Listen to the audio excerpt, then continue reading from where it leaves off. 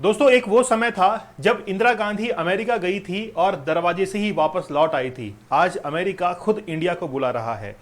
India की जो image है आज वो इंटरनेशनल लेवल पर, ग्लोबल लेवल पर एक ऐसा ऑर्डर सेट कर चुकी है कि आज हर देश को इंडिया की जरूरत पड़ रही है। सबसे पहले मैं बात करूंगा यूएसए के बारे में। यूएसए आज इंडिया को पुकार रहा है, लेकिन इंडिया अपनी शर्तों पर अब यूएसए के साथ में मीटिंग करेगा। रिसेंटली क्या हुआ था, यूक्रेन और रशिया के वॉर को लेकर इंडिया, ब्राजील और चाइना, तीन कंट्रीज ऐसे थे जिन्होंने यह डिसाइड किया था कि हम लोग एज ए मीडिएटर रोल अदा कर सकते हैं। व्लादिमीर पुतिन ने भी कहा था कि इंडिया एक ऐसा कंट्री है जो कि अनबायस्ड होकर इस पूरे रोल को अदा कर सकता है और यूक्रेन रशिया के बीच में वॉर को रुकवा सकता है। मतलब इंडिया का जो ग्लोबल ऑर्डर है वो जबरदस्त सेट हुआ है और इस बात को यूएसए ने मान लिया है। रिसेंटली डोनाल्ड ट्रंप, जो कि एक्सपोर्टर्स हैं अमेरिका के, उन्होंने इनवाइट किया है मोदी को कि भाई आइए और मुलाकात करते हैं, लेकिन दबे शब्दों के अंदर यह भी कह दिया है कि इंडिया सबसे बड़ा एक अब्यूजर है। यूएसए के लिए भी यह भी कह दिया है। खास तौर पर एक दबे शब्दों के अंदर यह भी कह दिया है इंडिया के लिए कि अगर इंडिया को यूएसए के साथ में ट्रेड करनी है तो फिर बराबर साथ देना पड़ेगा। अगर इंडिया हमारे ऊपर टैक्स अप्लाई करता है तो हम भी इंडिया के ऊपर टैक्स अप्लाई करेंगे। तो चलिए बात करते हैं कि आखिरकार यूएसए और इंडिया की मीटिंग कब होने वाली है और हाल ही में लेकर क्या सुर्खियां हैं। रिसेंटली मोदी जो है वो एक सभा को संबोधित कर रहे थे, मीटिंग वहां पर स्पीच दे रहे थे और उन्होंने कहा कि अब मोदी से मुलाकात जल्द ही होने वाली है। After Trump big abuser comment, India को बिग अब्यूजर बताया। एड रिकॉल्स एक्सपोर्टर्स, यूएसए के अंदर जो राष्ट्रपति होते हैं, प्रेसिडेंट होते हैं, उनको पोर्टर्स कहा जाता है। और हाउडी मोदी, ये शब्द बड़ा पॉपुलर हुआ था, हाउडी मोदी।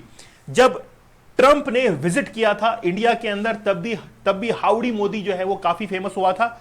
और उसके बाद में नरेंद्र मोदी जी ने विजिट किया था यूएसए के अंदर। एक आपको मेलोडी शब्द भी पता होगा, जब इटली की जो प्रधानमंत्री हैं वो मीटिंग करती हैं इंडिया के साथ में, तब मेलोडी शब्द जो है वो ट्रेंडिंग में आ जाता है। वैसे ही जब ये मीटिंग होगी तो हाउडी मोदी जो है ये भी क्या आएगा, ट्रेंडिंग के अंदर आएगा। आज सभी न्यूज़पेपर इस चीज को कवर कर रहे हैं। सबसे पहले यहां पर देखिए, US India relationship had never be stronger says Trump. इसके साथ में ही यहां पर देखिए, Trump meeting Modi, Donald Trump says will meeting fantastic Indian PM. साथ ही में देखिए कुछ आप लोगों को और भी मिलेगा। मोदी जो है वो आज ऐसे प्रधानमंत्री हैं जिन्होंने इंडिया की जो इमेज है वो बहुत इंप्रूव की है इंटरनेशनल रिलेशंस के अंदर। आप लोग हमारे 100 डेज के चैलेंज के साथ में जरूर जुड़िए। अगर आप किसी एग्जाम की तैयारी कर रहे हैं, आप बिजनेस कर रहे हैं, फोकस को, कंसंट्रेशन को इंप्रूव करना चाहते हैं और ये डिसाइड करते हैं कि मुझे 100 डेज के अंदर कुछ करके दिखाना है, तो आप हमारे 100 डेज के चैलेंज के साथ में जरूर जुड़िए। ये चैलेंज आप लोगों के लिए नहीं, आप लोगों से बड़ा चैलेंज आज मेरे लिए है कि 100 डेज तक मैं सैक्रिफाइस करते हुए हर चीज से आपको डेली लाइव आकर इस सेशन को कंडक्ट करवाऊं, वो टेक्निक्स आप लोग को बताऊं। तो कोई एजुकेटर अगर आप लोगों के साथ में 100 दिन तक खड़ा है तो फिर आप लोग क्यों पीछे अपने कदम हटा रहे हैं।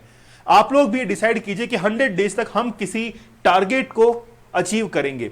एडवांस लेवल की टेक्निक मैं आप लोगों को बताऊंगा कि ताकि आप लोग पोर्नोग्राफी से दूर रहें, आपका सबकॉन्शियस माइंड के अंदर इनोवेटिव आइडियाज आ सके।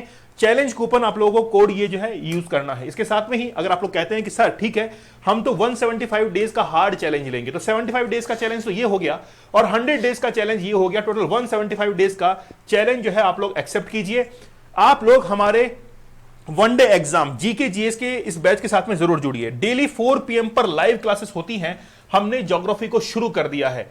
एसएससी हुआ, रेलवे हुआ, यूपीपीसीएस हुआ, तमाम जो पीसीएस सर्विसेज हैं उनके लिए भी आप लोग प्रिपेयर कर सकते हैं।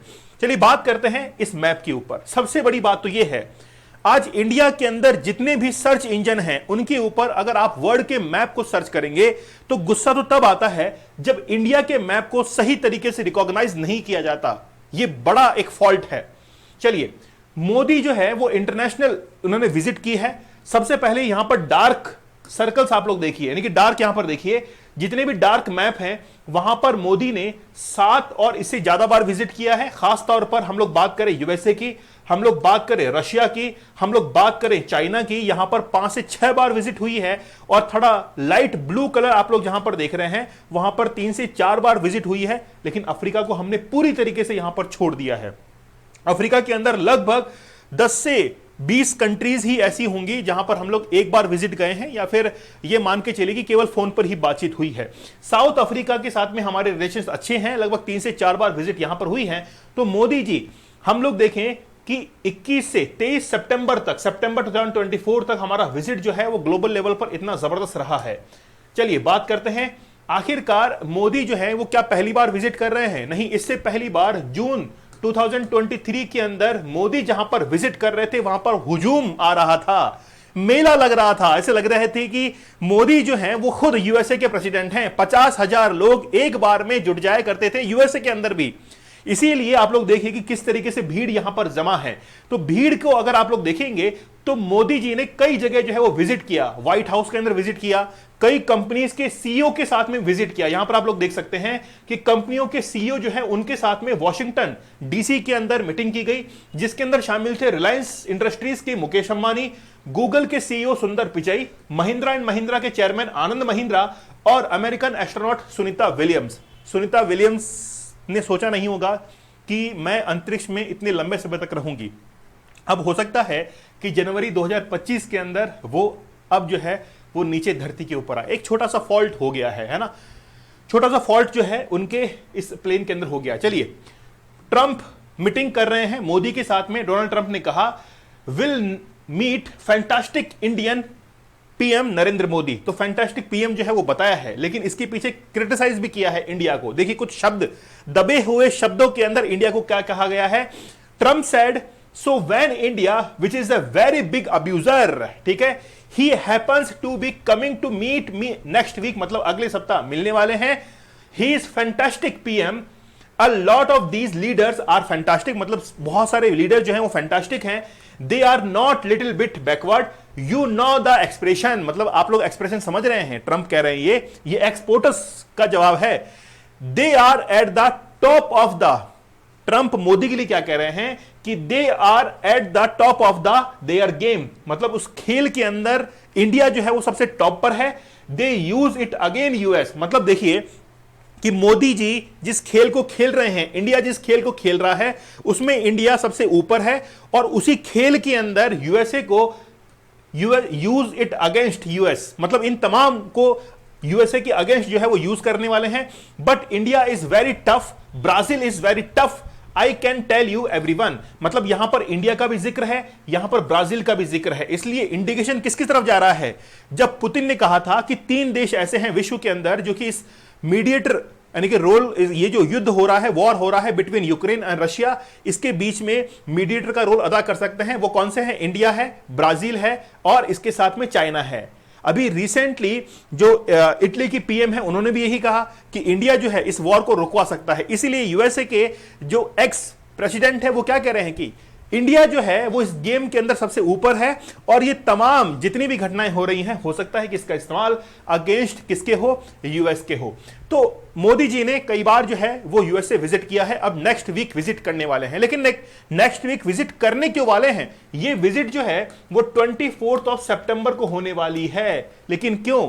ये इसलिए होने वाली है क्योंकि क्वाड की जो मीटिंग है, क्वाड्रिलेटरल जो कंट्रीज की मीटिंग है, वो पहले इंडिया में होनी थी जनवरी 2024 के अंदर, उसको पोस्टपोन किया गया, और हमने कहा कि इस बार इस मीटिंग को यूएसए के अंदर करवाएंगे 2024 के अंदर, और भारत में ये 2025 के अंदर होगी। इसलिए 2024 के अंदर ये कहां पर हो रही है? यूएसए के अंदर हो रही है, और वहीं पर मीटिंग के अंदर शामिल होने के लिए हम लोग कहां पर जा रहे हैं? यूएसए के अंदर जा रहे हैं।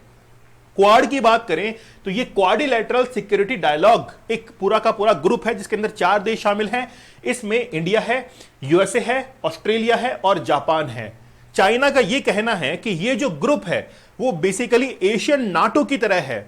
एशियन नाटो मतलब नाटो एक सैनिक गठबंधन था, एक मिलिट्री ग्रुप था।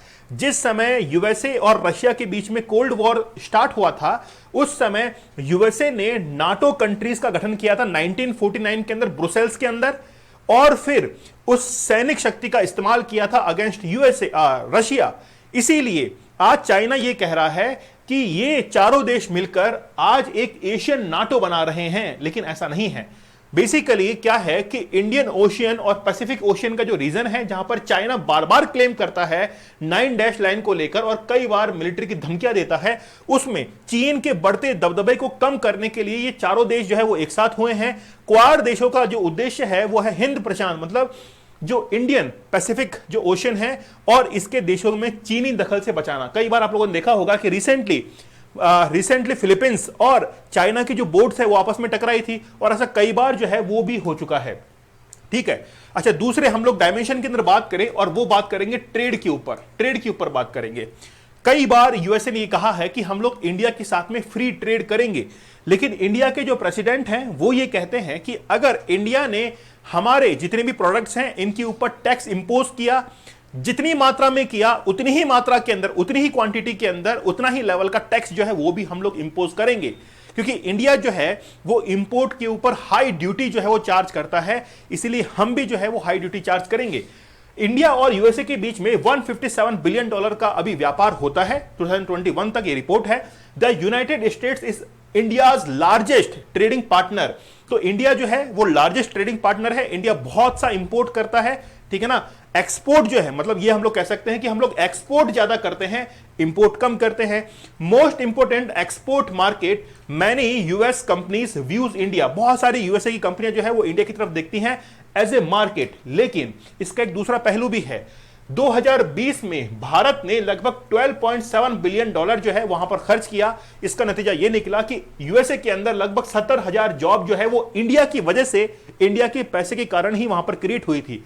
यही नहीं, लगभग 2 लाख इंडियन स्टूडेंट जो है वो यूएसए के अंदर रह रहे हैं और वो यूएसए की इकोनॉमी के अंदर 7.7 बिलियन एनुअली जो है वो कंट्रीब्यूट भी कर रहे हैं। मतलब इंडिया जो है वो यूएसए की इकोनॉमी के अंदर एक बेहतरीन रोल अदा कर रहा है और इस बारे में यूएसए को खासा पता भी है। बहुत सारे सीईओज जो हैं वो आज इंडियन सीईओज काम कर रहे हैं यूएसए के अंदर। थोड़ा सा हम लोग अगर ग्लोबल इकोनॉमी के बारे में देखें तो यूएस आज सबसे बड़ी इकोनॉमी है 26.9 ट्रिलियन डॉलर की, उसके बाद में चाइना की है 19.4 ट्रिलियन डॉलर की, जापान की है 4.4। मतलब ये गैप देख सकते हैं आप लोग, बहुत बड़ा गैप जो है वो क्रिएट हो चुका है। इसको फिल करने के अंदर बहुत मेहनत और कई साल जो है वो गुजर जाएंगे।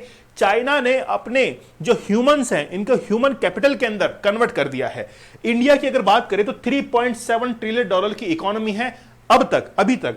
तो इंडिया अगर चाइना को बीट करना चाहता है तो इंडिया को बहुत जो है वो मेहनत करनी पड़ेगी, तब जाकर ये ग्लोबल ऑर्डर जो है वो चेंज हो पाएगा। तो इंडिया अभी 5वें नंबर पर है, लेकिन आने वाले समय में वो जापान के आगे आकर खड़ा हो जाएगा। यहां तक तो हम लोग आसानी से जो है वो पहुंच सकते हैं। आप लोग की क्या राय है? यूएसए क्या वाकई में आज यूक्रेन और रशिया के बीच में जो वॉर छिड़ा हुआ है इसको रुकवाने के लिए तैयार है, या फिर वो ये चाहता है कि आज ये युद्ध जो है वो चलता रहे और फिर रशिया का मामला जो है वो बिगड़ता रहे? आप लोग हमारे 100 डेज के चैलेंज के साथ में जरूर जुड़िएगा। इसमें 100 टेक्निक्स आप लोग को बताई जाएंगी कि कैसे आप लोग पोर्नोग्राफी से दूर रह सकते हैं। चैलेंज कूपन कोड आप लोग को यूज करना है, आप लोग चाहें तो 175 डेज का हार्ड चैलेंज भी आप लोग ले सकते हैं। चलिए मिलते हैं आप लोगों से अगले सेशन के अंदर, तब तक के लिए धन्यवाद, थैंक यू, जय हिंद।